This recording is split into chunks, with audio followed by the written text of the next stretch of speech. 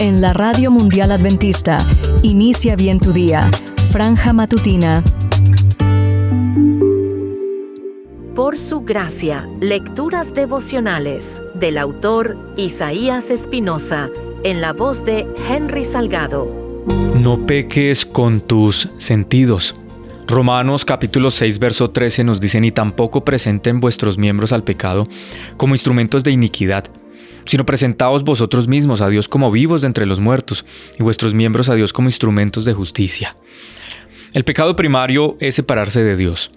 Cuando una persona se separa de Dios, es presa de cometer cualquier pecado, porque una vez separado de Dios no hay obstáculo para experimentar cualquier placer o complacencia que el ser humano carnalmente desee. Pablo nos amonesta a no ser instrumentos del pecado. Si cuidas que tu mente no se desconecte de Dios y te esfuerzas para que permanezca adherida al Espíritu Santo, entonces la mente de donde salen todas tus decisiones permanecerá controlada por el Espíritu Santo. Lo cierto es que el pecado siempre tocará la puerta, ya sea por medio de los ojos, los oídos, el tacto, el gusto, el olfato. A algunos les gusta llamarlos avenidas del alma. Por otro lado, sé que se necesitaría una reflexión diaria para hablar de cada uno de los sentidos, siendo que hay mucho que comentar acerca de este tema. Por ahora, la reflexión será sobre cómo el ser humano puede llegar a pecar con los ojos, con los cuales tiene la bendición de mirar. Se trata de una parte muy complicada del cuerpo, ya que todos los días, a todas horas donde coloques tu mirada, seguro será un desafío no pecar con ella. Pero abro un paréntesis, hablamos a las personas que pueden ver, pero no exime a aquellos que no ven, porque aquellos que vieron en algún momento también pecan con sus pensamientos o con otros sentidos. Cierro el paréntesis. Especialmente los varones, dado que estos pueden ser presa fácil del pecado. Las imágenes que recibe la mente son traducidas en deseos que llevan a decisiones pecaminosas. Si hablara de otro sentido, no terminaría en una simple página. Por tanto, lo que quiero resaltar es el hecho de no permitir que ninguna parte de ti se convierta en instrumento del pecado. Pero ¿cómo se logra? ¿Qué ser humano es capaz de no pecar con los ojos, los oídos, el tacto, el gusto y el olfato? La respuesta es nadie. No hay ser humano que no peque. La Biblia dice que no existe ni uno entre los más de 8.000 millones de personas que hay en este mundo. Todos somos pecadores, incluso los más santos están salpicados del lodo del pecado. Me incluyo.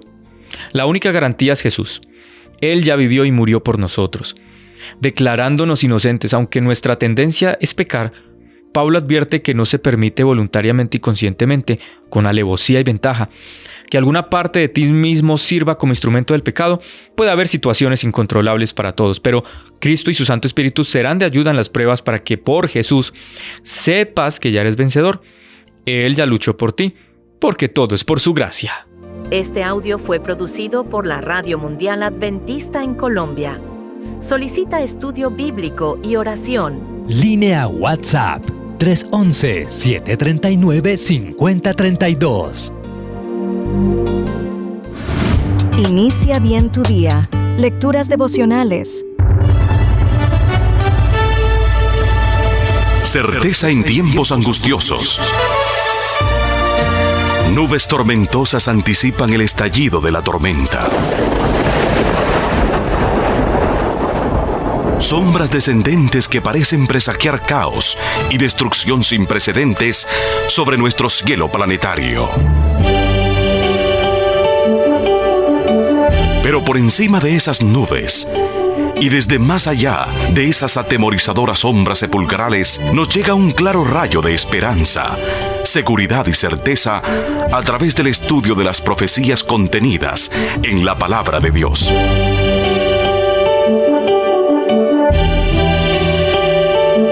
Escuche la autorizada palabra del Dr. Humberto Raúl Dreyer en un mensaje de valor y esperanza, porque hay luz más allá de las densas tinieblas descendentes.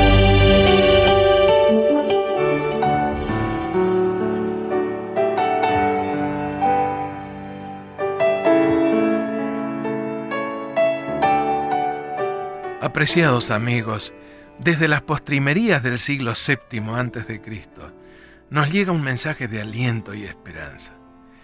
Este mensaje puede sintetizarse en dos declaraciones breves y concisas.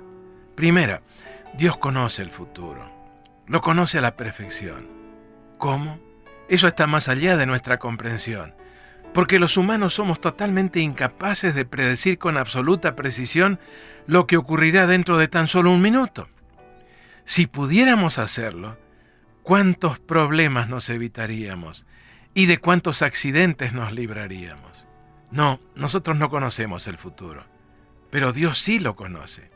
Y esto es algo que no deberíamos olvidar, ya que es precisamente esa confianza la que fundamenta todas nuestras plegarias, la confianza de que nuestro Padre Celestial conoce de antemano lo que será lo mejor para nosotros, aun cuando nosotros mismos no tengamos de ello la más mínima idea. La segunda declaración no es menos importante. Dios no solamente conoce el futuro, sino que el futuro está en sus manos, está bajo su control. Un médico, mediante un certero diagnóstico clínico, puede anticipar que a su paciente no le quedan más que unos pocos días de vida, pero no siempre está en condiciones de ayudarlo. De ahí que se hable de enfermedades terminales, es decir, sin esperanza alguna de recuperación.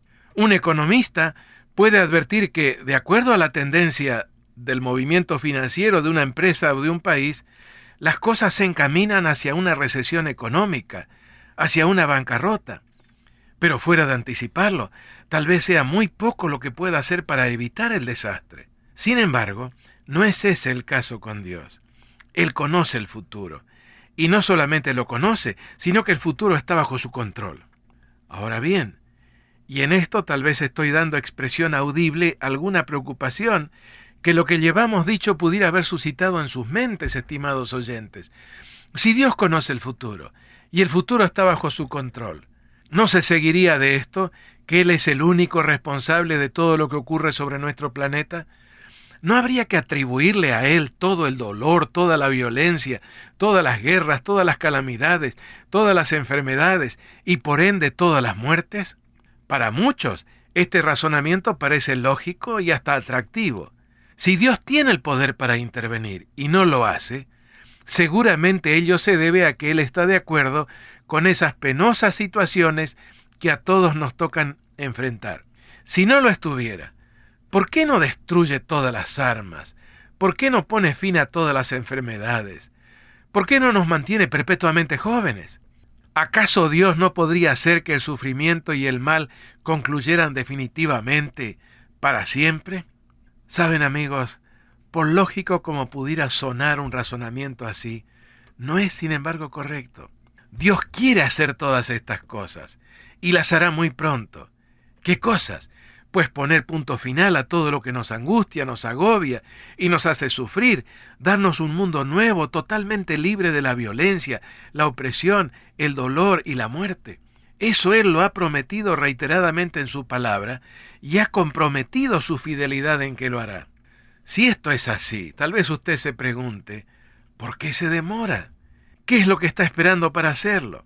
A medida que avancemos en el estudio de las profecías del libro de Daniel, este enigma punzante y molesto se irá resolviendo paso a paso.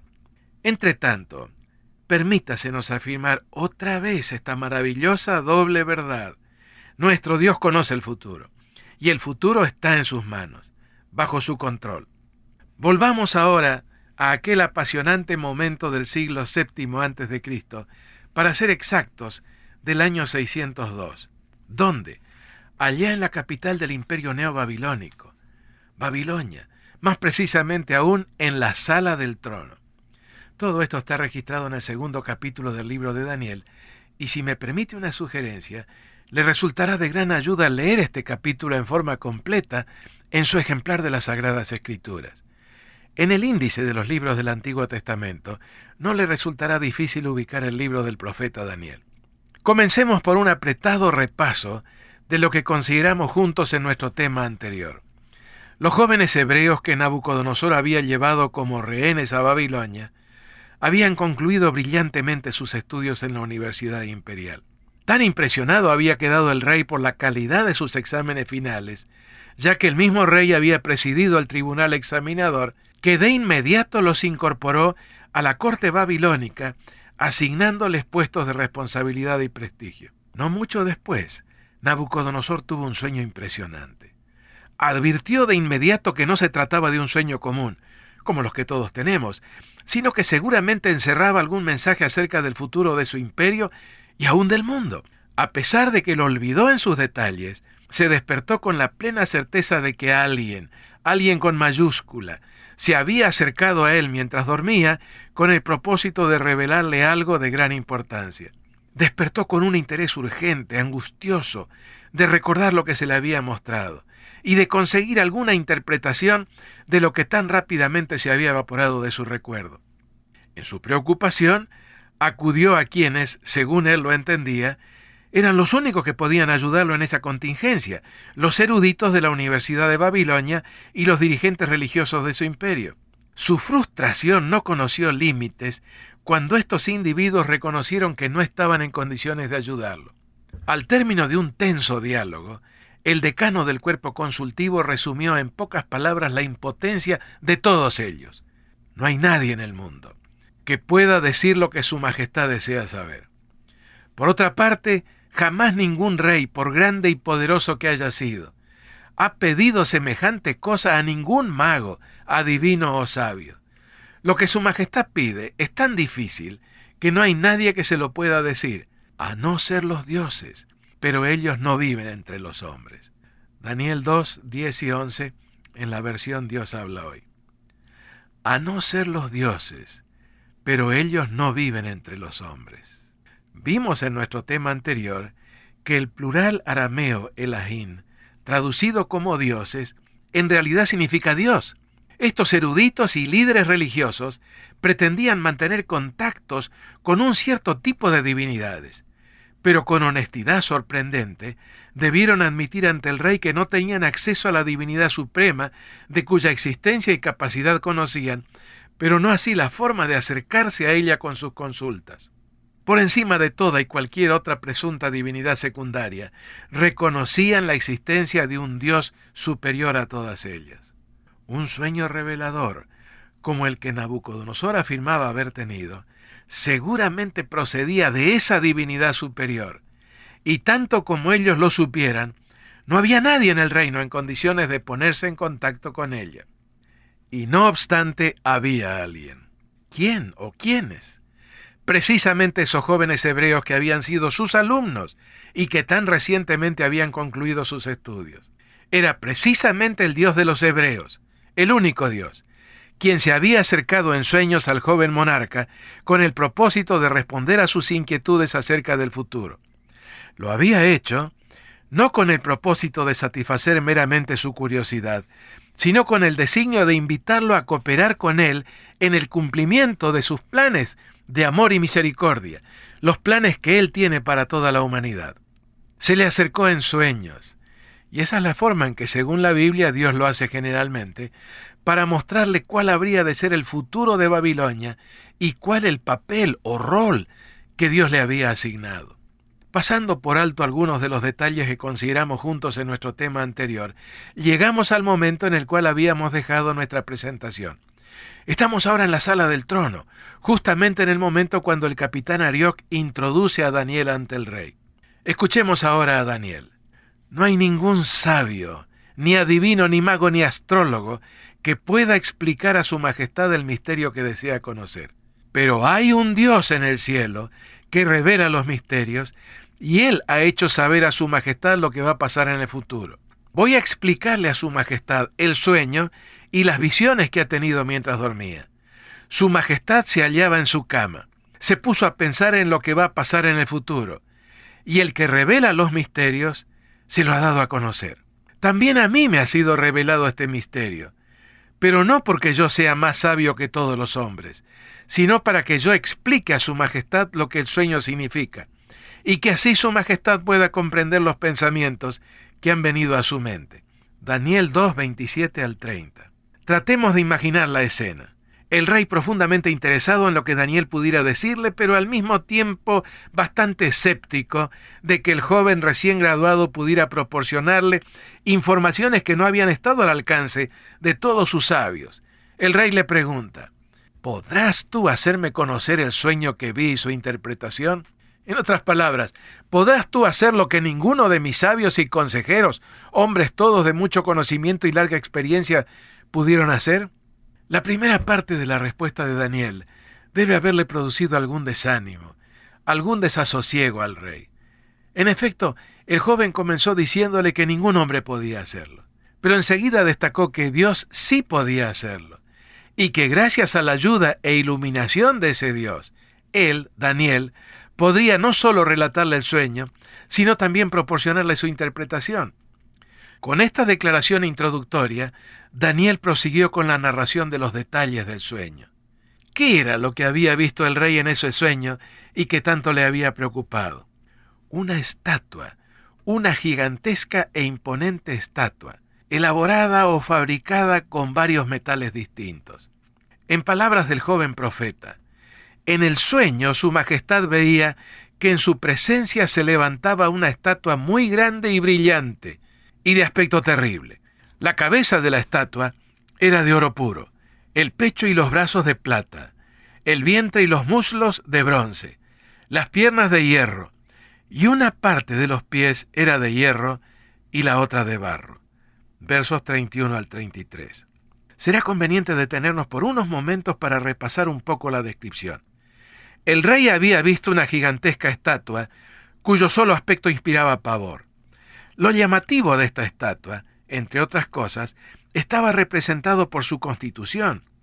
Así la cabeza era de oro puro, los brazos y el pecho de un metal inferior, la plata, el abdomen y los muslos de un metal de un valor aún menor y de brillo muy efímero, el bronce, una combinación de cobre y estaño, y las piernas de hierro.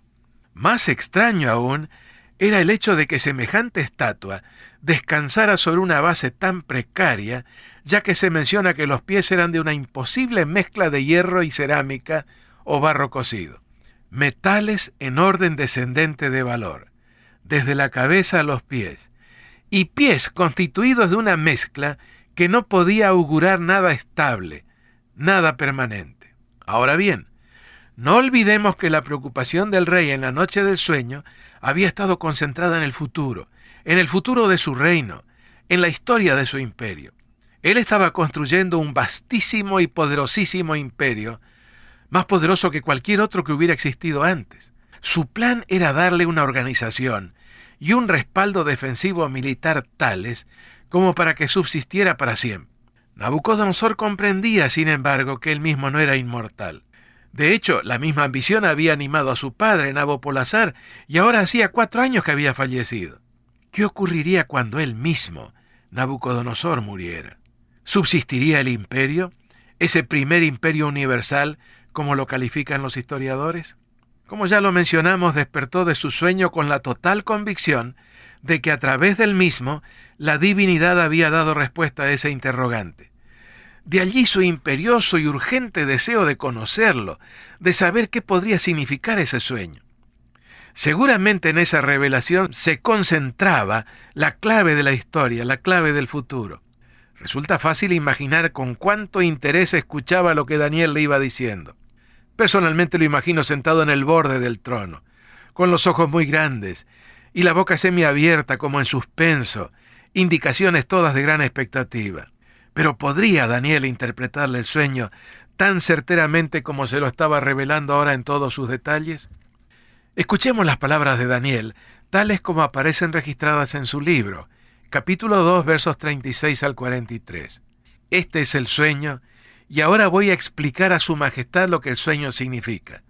Su majestad es el más grande de todos los reyes, porque el Dios del cielo le ha dado el reino, el poder, la fuerza, el honor y el dominio sobre todos los lugares habitados por hombres, animales y aves. Él lo ha puesto todo bajo el poder de su majestad, que es la cabeza de oro. Notemos bien a manera de un pequeño paréntesis.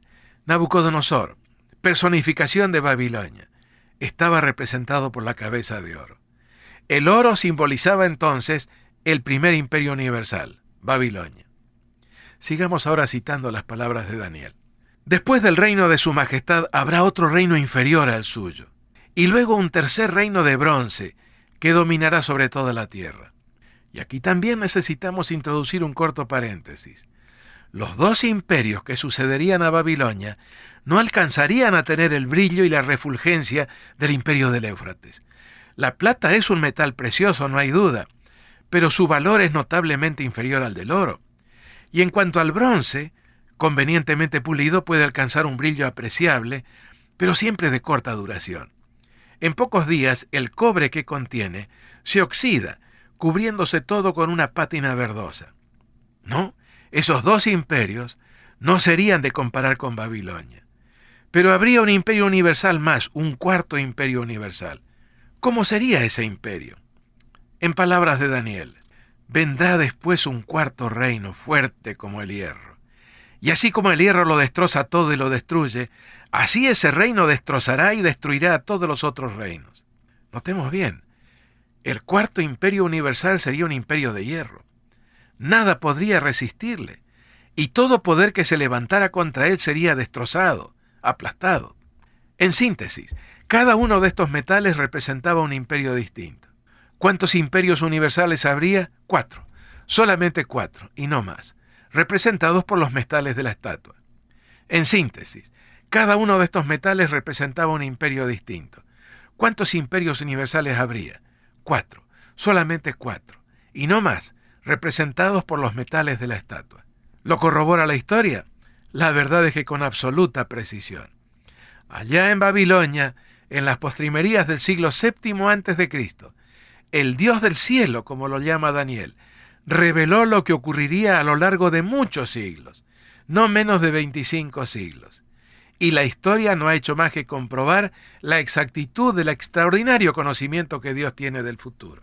Repitámoslo. ¿Cuáles fueron esos 4 imperios universales? Babilonia, representado por la cabeza de oro, y cuyo ocaso se produjo en aquella aciaga noche del 12 de octubre del año 539 a.C. Medo-Persia, el segundo imperio universal, representado por la plata, los brazos y el pecho o torso de plata. En el año 331 a.C., Medo-Persia debió ceder el cetro mundial al imperio greco-macedónico, el notable imperio fundado por Alejandro III el Grande, pero cuya existencia fue tan efímera como lo es el brillo del bronce. En el año 168 a.C., Roma, el imperio de hierro, el cuarto y último imperio universal, estableció su férrea hegemonía sobre el mundo de aquellos días. En aquel extraordinario sueño, vehículo de una revelación no menos extraordinaria del futuro, Dios anticipó que habría 4 imperios universales, y solo 4, ni uno más ni uno menos.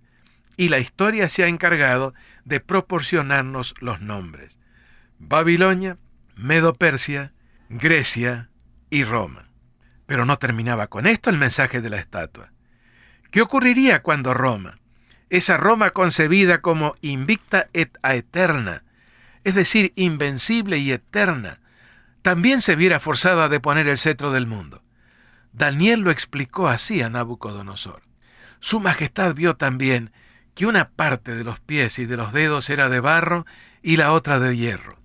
Esto quiere decir que será un reino dividido, aunque con algo de la fortaleza del hierro, pues su majestad vio que el hierro estaba mezclado con el barro. Los dedos de los pies eran en parte de hierro y en parte de barro, y eso significa que el reino será fuerte y débil al mismo tiempo.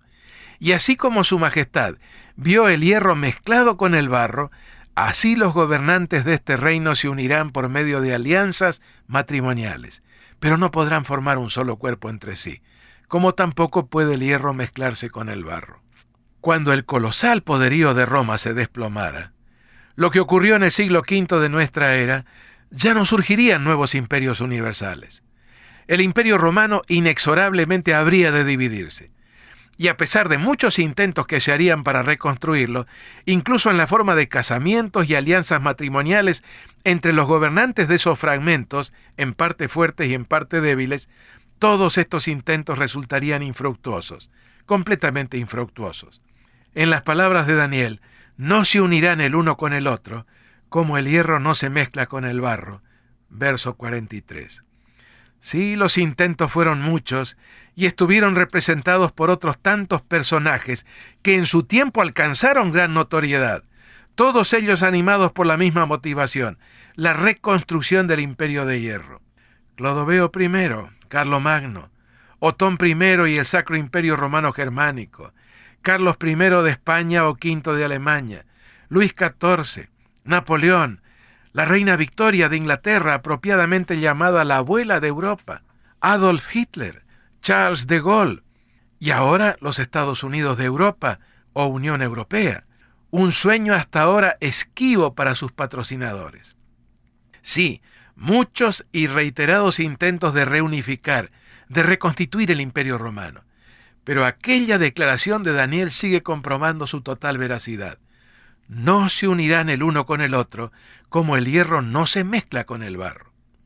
Sin embargo, el hierro habría de subsistir. Algo del Imperio Romano se perpetuaría en la historia. Y eso no hay que olvidarlo en la interpretación de las profecías. ¿Seguirían así las cosas indefinidamente? No, mis amigos. Y en eso está precisamente el fundamento de nuestra esperanza. En la descripción de la estatua hemos omitido la última escena, más impactante aún que todas las anteriores. ¿Qué pasaría con esos pies de hierro y barro cocido? Así lo describió el profeta Daniel. Mientras su majestad la estaba mirando, se refiere a la estatua, de un monte se desprendió una piedra, sin que nadie la empujara, y vino a dar contra los pies de la estatua y los destrozó. En un momento, el hierro, el barro, el bronce, la plata y el oro quedaron todos convertidos en polvo, como el que se ve en verano cuando se trilla el trigo, y el viento se lo llevó sin dejar el menor rastro. Pero la piedra que dio contra la estatua se convirtió en una gran montaña que ocupó toda la tierra. Versos 34 y 35. ¿Explicó Daniel el simbolismo de esta roca tan notable que de un solo golpe habría de pulverizar totalmente la estatua del poderío y las realizaciones humanas? Sí, lo hizo, y con palabras muy certeras. Durante el gobierno de estos reyes, el Dios del cielo establecerá un reino que jamás será destruido ni dominado por ninguna otra nación, sino que acabará por completo con todos los demás reinos y durará para siempre. Eso es lo que significa la piedra que su majestad vio desprenderse del monte sin que nadie la hubiera empujado. Versos 44 y 45. Estimados amigos, en los días en que todavía subsistiera la división del Imperio Romano, nuestros días, el Dios del cielo habría de establecer su reino, su dominio, y en el mismo no se vería absolutamente nada de lo que caracterizó a los imperios humanos. ¿No es esta una esperanza maravillosa? Es en nuestros días, cuando Dios establecerá su reino, y la Biblia está llena de declaraciones que así lo corroboran. Hay esperanza, mis amigos, sí, una esperanza que no nos defraudará, que no nos chasqueará, si es que le damos cabida en nuestro corazón. En nuestro próximo tema, la exploraremos con un poco más de detalle. Hay mucho de maravilloso y consolador en lo que acabamos de considerar juntos.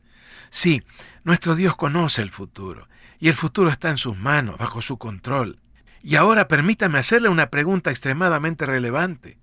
¿Le ha entregado usted su vida, apreciado amigo, apreciada amiga, de tal manera que su futuro, su propio futuro, esté también en las manos de Dios? Si lo hace, su futuro será el de la roca.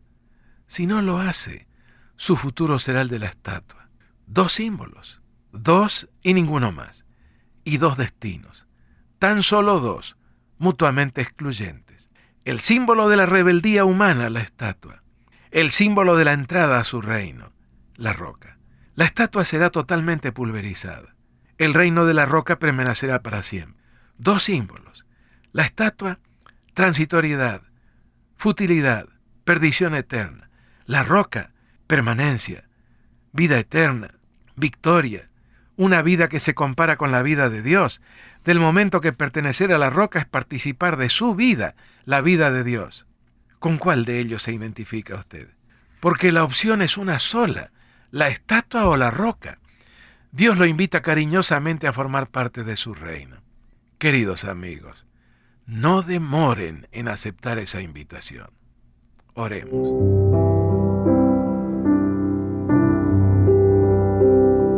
Gracias, nuestro buen Padre Celestial, por el don de la vida que nos concedes y por permitirnos vivir en esta hora tan decisiva de la historia de la humanidad.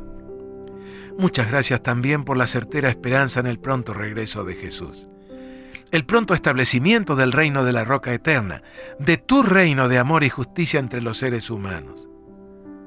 Por todo ello queremos entregarte nuestras vidas, rogándote que nos hagas dignos de ser felices ciudadanos de ese reino, tu reino eterno. Te lo pedimos agradecidos, en el nombre de nuestro Salvador. Amén.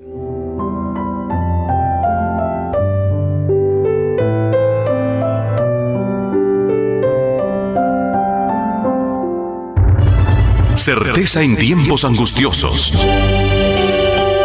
Muchas gracias, estimados oyentes, por sintonizar este mensaje basado en el contexto victorioso que las profecías disciernen y señalan en la Sagrada Biblia.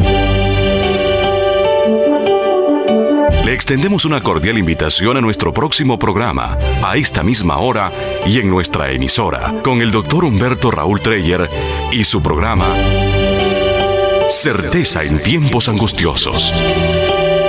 No olvide solicitar una copia del mismo. Sintonícenos. Juntos aprenderemos a poner nuestra confianza en Dios, al conocer su gran plan para la historia de este mundo y para nuestra vida, porque podemos confiar en Dios. Él nunca falla. Señor, es la vida y amor, es la fuerza y poder, la esperanza que tengo en mi ser. Señor, es la vida. Inicia bien tu día. Lecturas devocionales.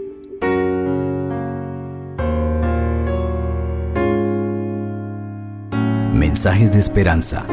Reflexión diaria en el plan Reavivados por su palabra, con el pastor Álvaro Rodríguez. La gracia del Señor Jesucristo sea contigo, querido amigo. Llegamos a la parte final de nuestro libro de estudio, Segundo de Reyes. El capítulo 25 marca el último capítulo de este precioso libro, y a través de él vemos el desenlace histórico de todo lo que el Señor quiso prevenir durante ese capítulo. El pueblo de Israel fue llevado cautivo, el pueblo de Judá. Así termina, así concluye con ese relato este libro. Sin embargo, nunca fue esa la voluntad del Señor. Vamos a orar para pedir la dirección de nuestro Padre. Padre maravilloso, gracias te damos por la vida. Estamos listos para hacer la lectura del último capítulo del segundo libro de los Reyes. Habla en nuestro corazón y llénanos de sabiduría para entender tu palabra. En el nombre del Señor Jesucristo. Amén. Así dice el texto bíblico. Sedequías se rebeló contra el rey Nabucodonosor de Babilonia, y Nabucodonosor vino con todo su ejército y atacó a Jerusalén y la sitió y levantó torres de asalto a su alrededor. Era el día 10 del mes 10º del 9º año del reinado de Sedequías, y la ciudad estuvo sitiada hasta el año 11º de su reinado. A los 9 días del 4º mes, el hambre en la ciudad se agravó, al grado que la gente del país no tenía nada que comer. Como ya se había abierto una brecha en la muralla de la ciudad, todos los hombres de guerra huyeron durante la noche. Salieron por el camino de la puerta que estaba entre los dos muros, junto a los huertos del rey, a pesar de que los caldeos rodeaban la ciudad. El rey se fue por el camino de Arabá.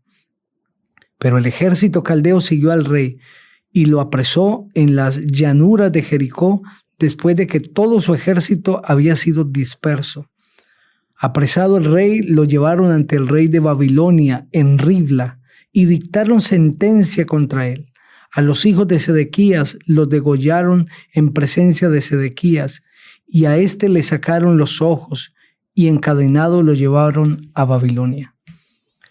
El día 7 del mes 5 del año 19 del rey Nabucodonosor de Babilonia llegó a Jerusalén Nabuzaradán, que era capitán de la guardia y oficial del rey de Babilonia.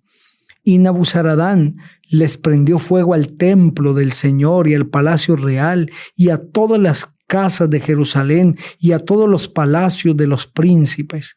Todo el ejército de los caldeos que estaba con el capitán de la guardia, se dedicó a derribar las murallas que rodeaban a Jerusalén.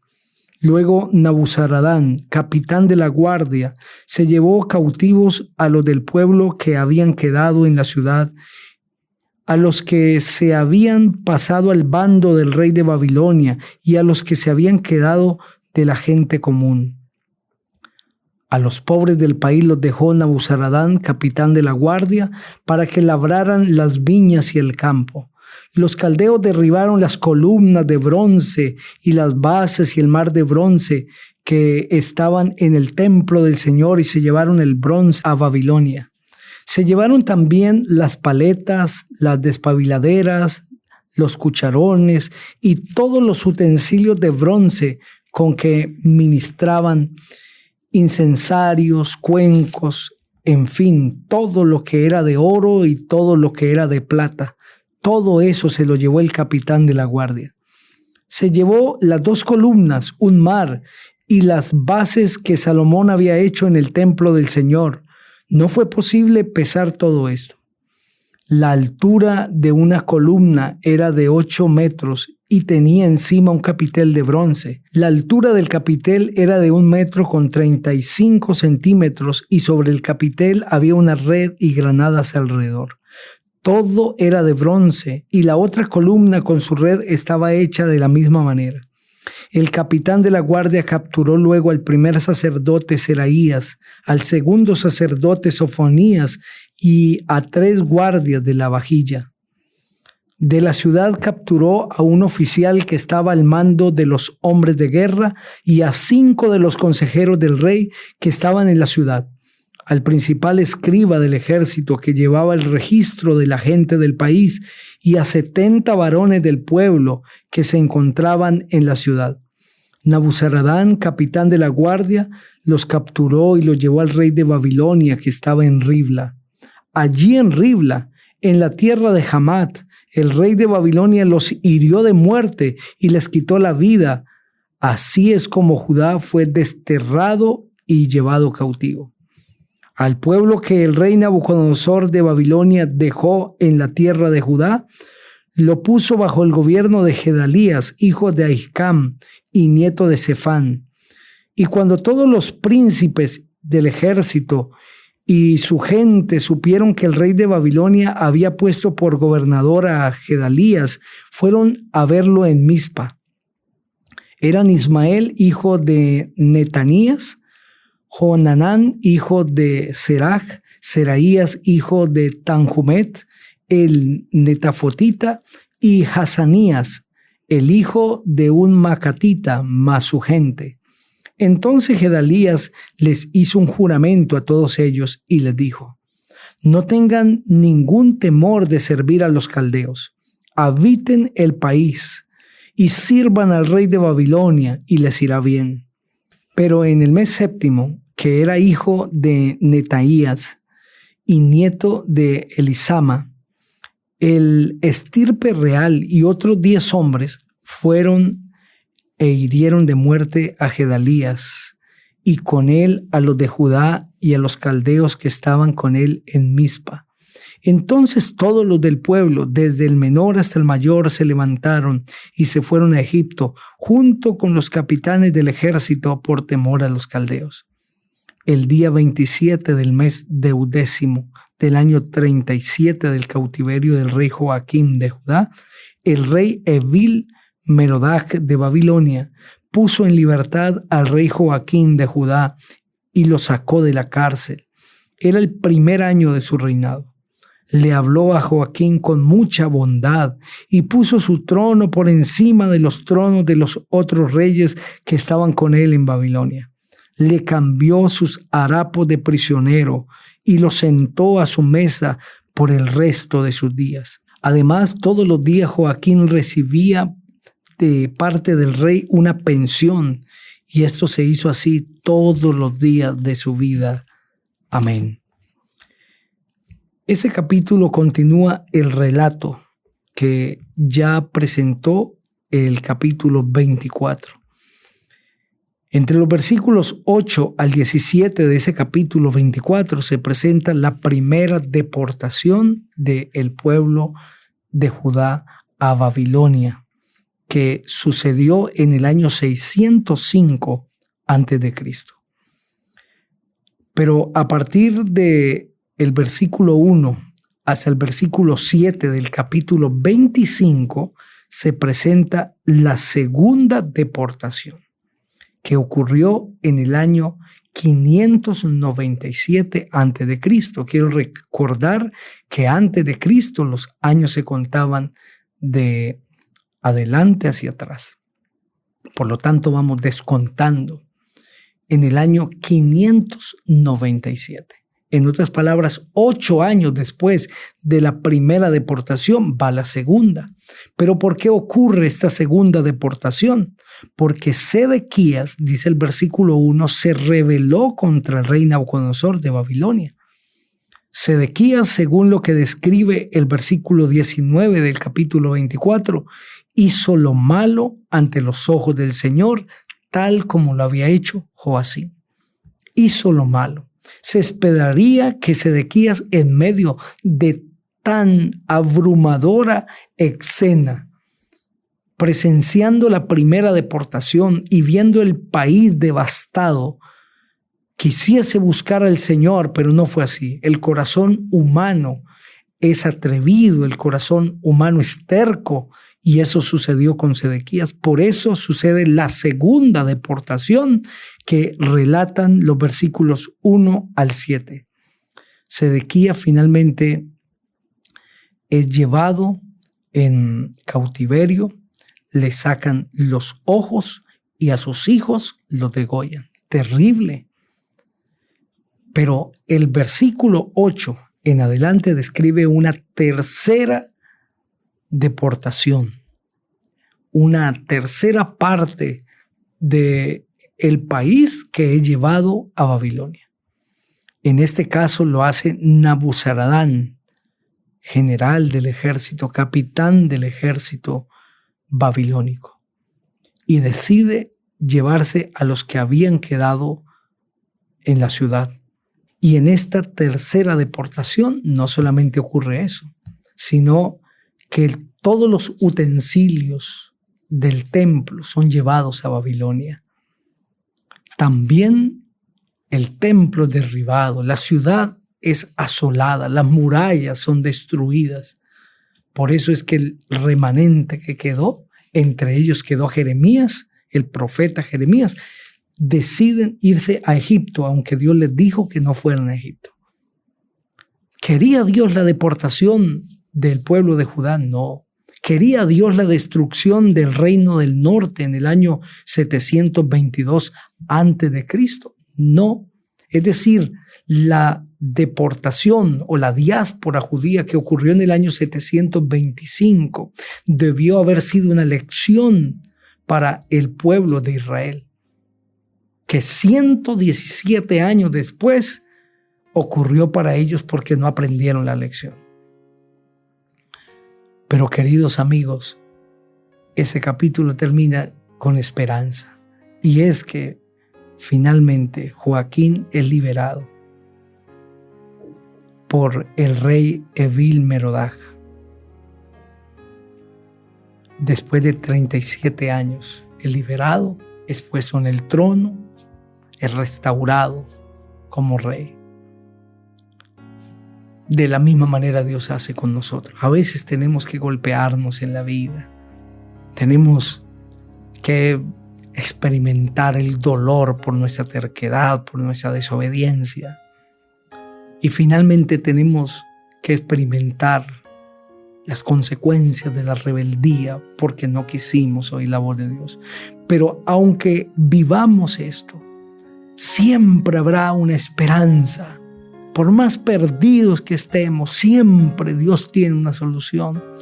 Y aquel que se acoge a Él y se arrepiente de verdad, Dios lo bendice y le da la mano y lo saca donde sea. Si estoy hablando para alguien que ha hecho mal, que se ha apartado del Señor, arrepiéntete, busca al Señor, Él te puede restaurar. No importa lo que haya sucedido en tu vida, el Señor te puede restaurar. Quiero invitarte para que ores conmigo. Padre, gracias por ser tan bueno. Que tu palabra de manera poderosa siga actuando en nuestro ser, y esa esperanza de que tú puedes restaurar y bendecir se apodere de cada persona.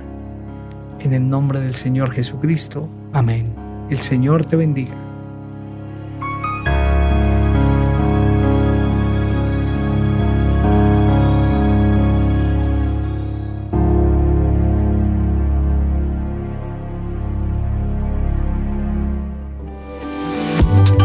En la Radio Mundial Adventista, inicia bien tu día.